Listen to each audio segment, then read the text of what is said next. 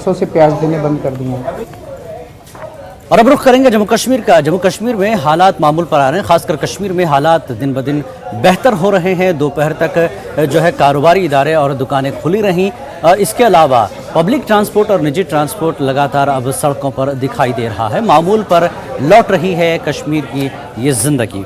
तो बाज़ारों में और दीगर कारोबारी सरगर्मियाँ जारी हैं। सड़कों पर निजी गाड़ियों और पब्लिक ट्रांसपोर्ट की नकल हमल भी देखी जा रही है।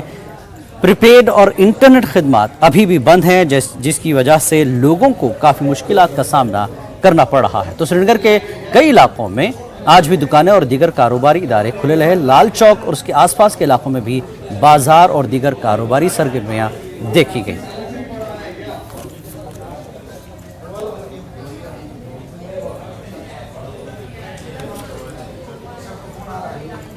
आपने सोशल मीडिया पर एक तस्वीर देखी होगी। नॉर्वे में कुरान को जलाया जा रहा था, बेहुरमती की जा रही थी। एक नौजवान जिस तरह से वो सिपाही पर कूद पड़ता है और उसके बाद लगातार पूरी दुनिया में एहतजाज होने लगा है। और मुंबई की अगर हम बात करें तो मुंबई में इसका जवाब दिया गया है कुरान ख़्वानी से और कुरान के नुस्खों की तकसीम से। तो गम और गुस्से का इजहार इस तरह से किया जा रहा है कि लोगों को कुरान की सही मालूमात दी जाए।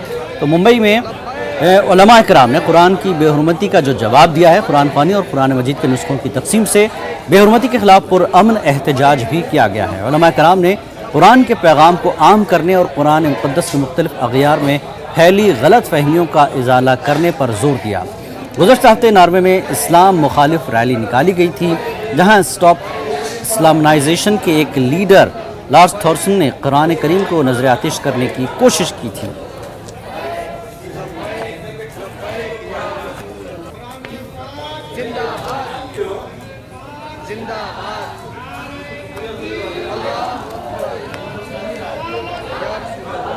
नॉर्वे में जो कुरान पाक की तौहीन की गई है, ये इस्लामी फोबिया जो फैल रहा है बहुत तेज़ी से, ये सबके लिए नुकसानदेह साबित होगा आगे जाके।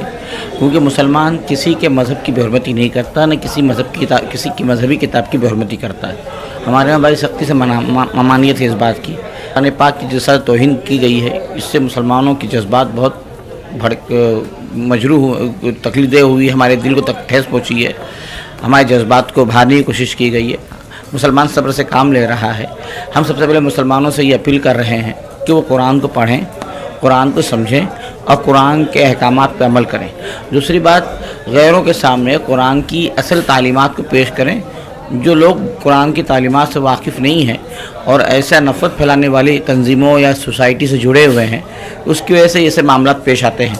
तो उसका काउंटर ये है कि हम खुद कुरान पढ़ के समझ के लोगों को बताएं और साथ ही साथ गैरों को बताएं कि भाई हमारा कुरान इसी को तालीम नहीं देता है